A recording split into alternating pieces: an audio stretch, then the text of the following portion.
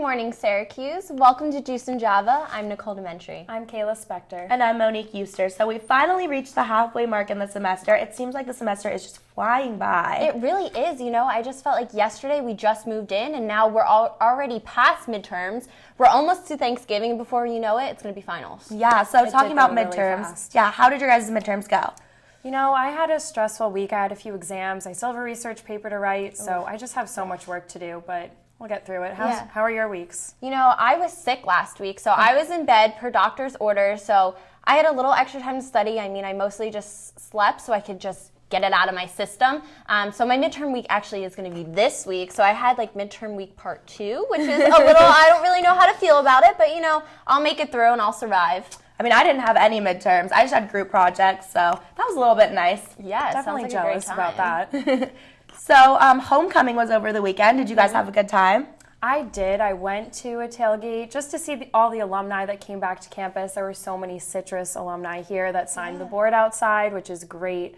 And just campus was packed with so many people. Yeah, you know, you saw all different types of alumni. You saw people who graduated in 1960 all the way up to people who graduated from last year. So it was really awesome to see like the whole Orange community come back together just for this one special weekend. Yeah, so on the note of fall things, what else do you guys like to do in the fall besides tailgate? I absolutely love to pumpkin carve. Pumpkin carving, if you give me an apple cider donut, some hot apple cider, and some That's a lot stuff. of apple. That's a lot of apple. And then you throw in the pumpkin, you know. I'm sporting the pumpkin, obviously. I might be my own pumpkin. But how about you guys? I love pumpkin pie and anything pumpkin. Other than pumpkin carving, I don't know how to do that. We'll teach you. It's all okay. other You can things come over. pumpkin We'll are teach great. you. Pumpkin spice lattes, everything like that. Apple cider donuts, too, are definitely one of my favorites. Yeah. I just love seeing the fall colors. You know, I'm from California, so I don't really get to see the changing of the leaves. It was incredible. The oranges, the yellows, I was in shock. Yeah, how are you dealing with this weather right now? I know in California it's probably nice, sunny, hot, and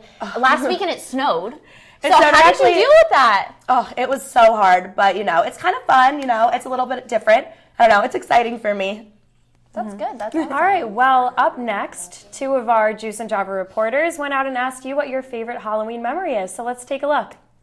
With Halloween just around the corner, I'm here on the quad asking students their favorite Halloween memory and what they're most excited for this season. When I was in first grade, my mom made my costume and I was the Statue of Liberty. That was my favorite one. And when I was about 8, I was a pink Teletubby. Voluntarily pink Teletubby. Favorite Halloween costume is probably going to be Avatar this year, but prior I was Mr. Clean last year. I was a really cute Lion King. My mom dressed me. It's really adorable. Probably when my mom dressed me up as Raggedy Ann doll, or Andy, yeah. So I looked like a demonic Chucky doll. Back when I was young, I used to go out all the time with like all the kids on the block and stuff like that. It was a great time because we just go rampaging from house to house, just getting a gigantic bucket of candy. My favorite was probably, my mom was like an art teacher and stuff, so she was really good with like crafts and stuff. She made me this like, she used a jacket and then like sewed a piece of cloth over it, so it looked like I didn't have a head. My favorite Halloween memories were definitely just squadding up with like a whole crew, you know, like 8th grade, get some chicks, come out, go get some candy, hang out. Worst memory? One time I was going up to a door and some guy jumped out at me and actually like knocked me down. This wasn't a costume, but I went trick-or-treating at a woman's house and she forgot it was Halloween. Be anyone for Halloween, I'd be Kanye West. Dream costume? Otto. Me and my roommates are gonna dress up as the Jackson 5. We're actually, us 2 and 3 other people are being the Flint Tropics from Semi-Pro, because we're up from Flint. I'm being Netflix and chill with one of my guy friends. I loved trick or treat. I had a great time. I used to like sit down and plan out where I was gonna go. I would like draw out my neighborhood and like, you know, the houses from previous years that gave good candy, and you just gotta optimize. I didn't know that word back then, but I was doing it. It's obvious that at least for Syracuse students, you're never too old to enjoy Halloween. Here on campus, Jordan Weisberg, Juice and Java. So welcome back to Juice and Java. I'm here with Ricky Smith, who's a singer, songwriter, producer, and as Ricky says, just someone who loves to make music. So can you tell us a little bit about that? Yes, I can. So I started singing and performing when I was about 8 years old. And from there, I kind of I did some like acting work when I was a kid. I did some movies and television, and I actually did a Broadway show. And So from there, when I was like 11 or 12, I started playing piano and guitar. I actually learned how to play guitar for an audition that I didn't get, but everything works out. So yeah, I started playing guitar and piano around 12, and then a little later on, I started writing songs, and I've just been doing it ever since. It's honestly just fun. Like, as far as, yeah, so from there, like, you know, like 14, 15, I started recording on my laptop, just kind of like in my bedroom with like really crappy really crappy equipment. Yeah. And working with my friends from high school, we started like a collective, like just like we actually did this thing called Saturday morning cartoons. Oh, nice. Where we'd basically like sample like cartoon theme songs, and I'd make a beat like with the theme song, and then I'd like sing over it, and then my friends would rap over it, and it was like really silly and great. Yeah, that sounds like a cool. great time. And I know here you're in the Bandier program. So can you tell us just a little bit about that and how that shaped into the singer-songwriter producer you are today? Yes. So more so than shaping it, Bandier has really facilitated it, which has been really cool. So it was probably like junior, senior of high school that I was like, okay, I want to do this as a career, and B, I could do this as a career. I started like recording in a studio, like on my own in like senior year of high school, and I'd like work with my friends and like eventually like started having like clients come in to like pay me to engineer and stuff, and I was like, okay, so I can kind of like really do this.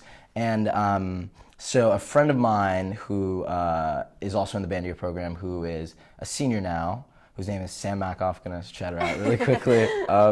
She is in the Bandier program as well, and she told me about it. I had no idea it existed, and I applied my senior year, and I got in, and I actually only got into Syracuse because I'm a failure. No, you're not a failure. You're in the program now, which is all that matters. Yeah, no, it's fine. Everything works out. But I cried a lot. That's fine.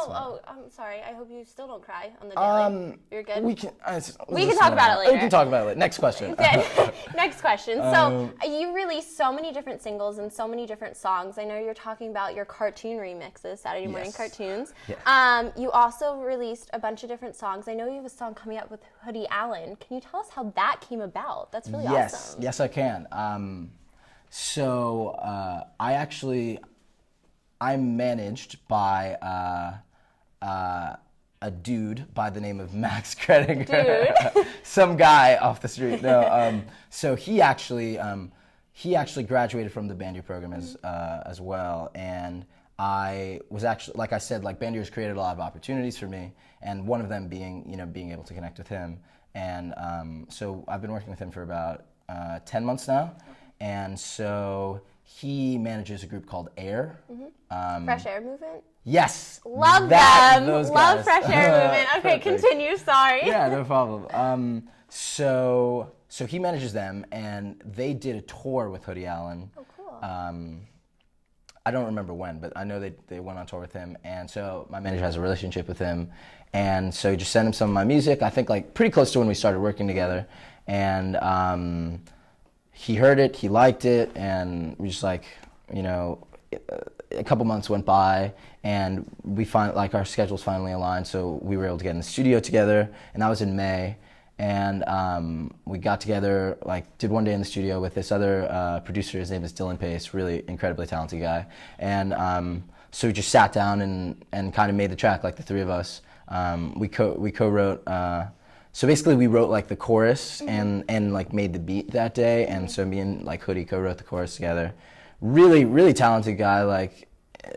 Great melodic sense. Great It was just it worked really well. Yeah. We could have not every session, I've over the past year, I've been able to do more and more sessions with different people, and it doesn't always work out the first time. Yeah. You know what I'm saying? So it was really, really awesome that the first time we got in the studio, it came with a really cool song that I'm very excited to put out. I'm so excited. And it'll be out soon, correct? It will be out soon. Okay, Yes. There's perfect. no official release date. Okay. It's kind of at his discretion or whatever. But hopefully in the next few weeks. Yeah. That's what I'm being told. So I know to follow you on all social media, it's Ricky Smith now, correct? It is Ricky Smith now, So, right now. right not now. last week, not next week. So right now. follow Ricky Smith right now. Welcome back to Juice and Java. We're here with Maddy Oleszkiewicz, host of College Eats Beyond Ramen, and she's here with some great fall desserts, some healthy, some maybe not so healthy. So what do you have for us today? Right, so today we have the Fall Ball Pumpkin Mix, we have some Monster Mash apples, and we also have hummus hand. So basically what we started with was the Fall Balls. These are just a little mixture that you can make in your kitchen, really easy. We use popcorn, melted marshmallows, and chocolate chips, craisins, but you can really put anything into it. So for this one, what we did was we melted some butter in a pan, really easy, and then you throw on any size marshmallows that you want. If you have food dye, you can take orange food coloring and put it in with the melted marshmallows. So that's how you made it orange on top. Right, except we didn't have the food dye, so we were a little nifty in the kitchen, but we took some orange frosting that we had left over from our cookie baking the night before, and you put that in so it's an extra just sweetness in there. We melted it up and then put it and folded in the popcorn, chocolate chips, craisins. You can put M&Ms in it. If you have some peanuts or walnuts at home, you can put those in it, and really anything that you want to make it yummy. They look delicious. They Popcorn's do my look favorite delicious, food. yeah. So Fun it's to make really with yummy. kids too, because it gets all sticky, and which it's fun for the kids, but also a little gross for cleaning up. But it's a really fun snack to have. And you can also make it as a trail mix as well, and keep the marshmallows full without having to melt them, so no sticky mess there. Definitely a lot easier. Right. Take on the go, maybe. Right. Nice little fall snack. It is just a nice little snack when you're on the go to a fun soccer game or October festivities, maybe while you're trick-or-treating or something like that. So what do we have here? This is so cute. So these are our Monster Mash apples. So fun to make. Basically what you do is it's so simple. It looks so hard when you see it in pictures and on screen. Yeah, it looks so intricate. Right, but all you have to do is just cut out one little apple slice. And as you can see here, that kind of makes the mouth. Then you can take a knife and poke little holes for the teeth. And if you have pre-sliced almonds, you can just stick them in right in there. Almonds. So clever. So you want to make sure that you use a knife right beforehand, because if you just try sticking in the almond, they're will gonna break. Right. It won't work. Perfect for Halloween. It is, and then you can even put peanuts in there, make them a little thicker teeth. You can really be creative. I was even thinking you could put peanut butter inside the Right, apple right, and then yeah. put the teeth Good. in. That would be really. Or just decorate your plate with some peanut butter too, and dip it in and eat them. Or keep them as decorations. You know, as they brown a little bit, they kind of become a little spookier. More spookier, right, right. Yeah. And now we have our hummus hand. And this was really fun, really easy. You can do this at any point, but basically take little baby carrots in the shape of a hand and decorate it around the hummus. And we took some hummus too and painted them on as fingernails. That you can do. Great touch. Right, you can do that Definitely with a anything simple as well. and easy little dish to put out just for fun. Exactly. And you can obviously line it with more vegetables. People can use it as a dipper. Great appetizer if you're having a bunch of friends over, but the hand is just a cute little decoration you can add. So is this pumpkin spice hummus? I know that's a thing. That's a thing. I've never heard of that. But this is actually roasted red pepper hummus, but you can get creative with your own pumpkin Yeah. hummus, pumpkin noosh even, whatever you want for your party. And so these are just some different, easy, that you can make at home, low budget snacks that you can have around the house, fun activities you can do with friends. They all look Party delicious. for some little kids. Exactly. So these are great speaking little tricks. of pumpkin hummus, which I've never heard of, do you have any pumpkin desserts that you like to make? Just for fall, for Halloween, Thanksgiving. I specifically love pumpkin pie. Me too. You can get so creative with different kinds of pumpkin pies. You can make your own crust, which is another little fun thing that I love really to do good. as well. Pumpkin spice lattes, I know, are a huge thing. Have you heard of the graham cracker lattes? I have. too? I haven't had it yet, though. Did you have it? I actually haven't. Did you? Is it good? I haven't had it. No. No, they're actually sold out at Starbucks. I wanted to get one. I know. I need to try it. That's something that we'll have Maybe to we could try to make one. Ooh, Try to make next our College own, find a Eats. recipe. Definitely. So what have you been making on College Eats? I know you probably had a fall Halloween episode. Did you make any other kinds of fall desserts or so food? our past episode, you can check out on YouTube. It's coming up soon. But we had an apple special episode. So one of the things that we did is we took crescent rolls, which is so easy to do, to just go run to your nearest store and just buy the cheap rolled crescent rolls.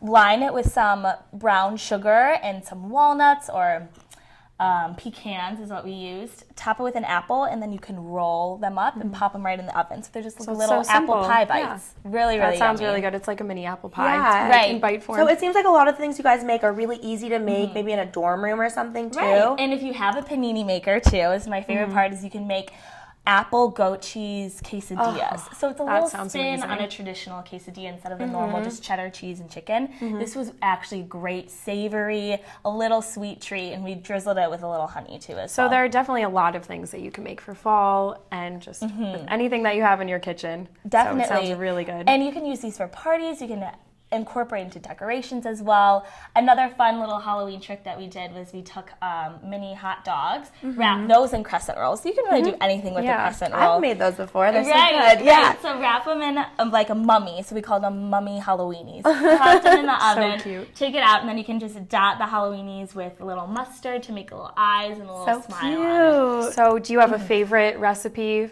for the fall? I know you like pumpkin, but is there anything you like making love more? Pumpkin. My favorite fall recipe, I would have to say, would be those apple pie bites that we just recently made on the College Eats show. Anything with apples, I love because it can just be so healthy. You know, apples and peanut butter, I love too. That's my favorite. Right, Yeah. just little snacks that incorporate all the fall foods. Sounds really good to me. Sounds great. These all look delicious, so Yeah, thank they you do. so much for Thank you so much making for all of coming this. on. Of course. I'll have to try making these on my own probably Most later today because they definitely. look amazing. So I will definitely be making those. Thank you. So coming up next, Lorden and Jordan are going to teach you how to eat healthy on Marshall Street. I'm Jordan. And I'm Lauren. And welcome to this week's episode of How to Survive College. This week, we're going to teach you how to survive Marshall Street. I know it seems like everything on Marshall is super unhealthy, but some restaurants do offer some great options to stay fit throughout the semester. Some of them might even be your favorite restaurants. Our first healthy option is Jimmy John's, and they serve something called the Unwich, which is super healthy. So the Unwich is everything that you want in a sandwich, except without the bread, it's wrapped in lettuce. So you still get all your meat, all your cheese, anything that you want in a sandwich, but instead of having all those extra calories in bread, you can wrap it in lettuce, and it's so much healthier. It's so satisfying and perfect when all your friends want to get sandwiches, but you still want to stay healthy. Place number 2 is Chipotle. So everyone loves Chipotle, but as most people know, it's not that healthy for you, unless you follow these tips. So the first tip is to stay away from the burrito. Don't get the burrito. That tortilla is full of extra calories and empty carbs. So go for a salad or a bowl and get the brown rice, which is full of healthy carbs that are really good for you and that have all those whole grains and stuff that's actually going to give you energy throughout the day. My next tip is to get one of the low-fat protein options, so like chicken or the tofu or veggies, instead of the pork or the meat, which has a lot of fat in it. Then go for your beans, all your fun toppings, but stay away from cheese and sour cream because, again, that has a lot of extra fat in it. It's delicious, but your Chipotle will taste just as good without it. Our third place is Varsity. Varsity is the go-to place after a big basketball or football game. And yes, they do serve pizza, they do serve chicken tenders, but if you and all your friends want to still be healthy, go to the salad line. They can make you a salad with chicken in it, you can have any sort of protein, they have a variety of toppings. It's so much healthier and so much less calories than getting pizza or any greasy foods. And they have wraps as well where you can get a whole wheat wrap with the bread on the outside and any toppings you want in the middle. And it's saving so much calories and it's so much healthier and you can still have fun with your friends after the game. Place number 4 is Pita Pit. Pita Pit is all around a healthy option on Marshall Street. You get to go in and create your own pita basically. So go on in, have a whole wheat pita and fill it with any delicious vegetables, proteins, anything else that you want. It's a great option. Place number 5 is Starbucks. Especially when the weather starts getting cold, everyone always wants to get something warm to drink. But you can definitely have something with a lot of that's really healthy. You can get something that's really fattening. So if you even want a frappuccino or a latte, make sure you order it skinny. It'll save so much more calories. And also you can just get a regular coffee, iced coffee, or regular tea, and that'll be so much healthier. There's not as much sugar in it. If you want to put milk in it, put skim milk instead of cream, and Splenda instead of real sugar. And these are easy ways to save calories. Also, quick tip, Starbucks has sugar-free sweeteners, so if you do want to add like a pump of caramel syrup or vanilla syrup, 1 pump of the sugar-free will be much better calorie-wise than the full sugar. Our bonus tip of the week is to just work out. I know sometimes it's really tempting with all of the options on Marshall Street, especially when you're hitting up Marshall Street late night and everything's open till 3 a.m. So the way to stay healthy is to just make sure you're hitting the gym. There's gyms even on Marshall Street, but there's also gyms on the quad, there's gyms in Ernie, so it's really easy to get to. Just try and get in your cardio 5 days a week and you'll feel so much better about yourself. Also, another quick tip is to just walk to class, take the stairs, avoid the elevators, and just really get your body moving throughout the week. I'm here in front of Shine Student Center, where I'm about 200 feet away from Krause, where the Syracuse bell ringers ring their bells every morning, afternoon, and evening. But I know the Syracuse University students can hear the bells ring, so let's see if they know anything about the bell ringers themselves. What do you know about the Syracuse University bell ringers? Nothing besides that clock tower thing over, not clock tower, that tower just is really loud at like 12 o'clock every day. I've heard the bells, but I don't know much about them really, the people that ring them or anything. I've heard them walking around, that's about it. I don't know much about them, but I'd love to learn more because I hear them play Les Mis in the morning sometimes, and I'm just very interested by that. That they've been happening for like a really long time, I think, and they happen every day. That's all I know. I have no idea. I've never heard of that before. Do you know where the bells are? In Krause, right? Okay. Yeah.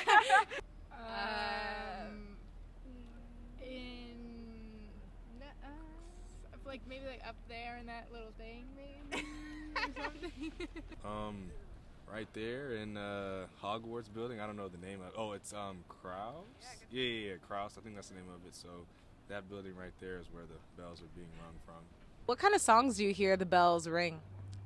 I don't know that either. I tell them ring, and I normally have my earbuds plugged in, so I kind of hear them and tune them out. I never really listened that closely, to be honest with you. I heard one the other day and I recognized it. I don't remember. We're talking about like the Krause bells? Mm-hmm. Yeah! They ring fun songs. They did the Brady Bunch theme one time. So I was listening once and heard a Beatles tune. I forget which one it was, but that was about it. What kind of music would you want to hear the bell ringers play? Ooh, I'd like to hear some pop hits, like some Katy Perry, something to get me going in the morning. Maybe some Drake, some Future, I don't know, something that nobody would hear or have heard before. That'd be interesting to hear. I don't know. Blank Space. Maybe some Fetty Wap. Oh, yeah, some Fetty, or, just anything that I'll recognize, maybe, some of that. Yeah, that'd be sick.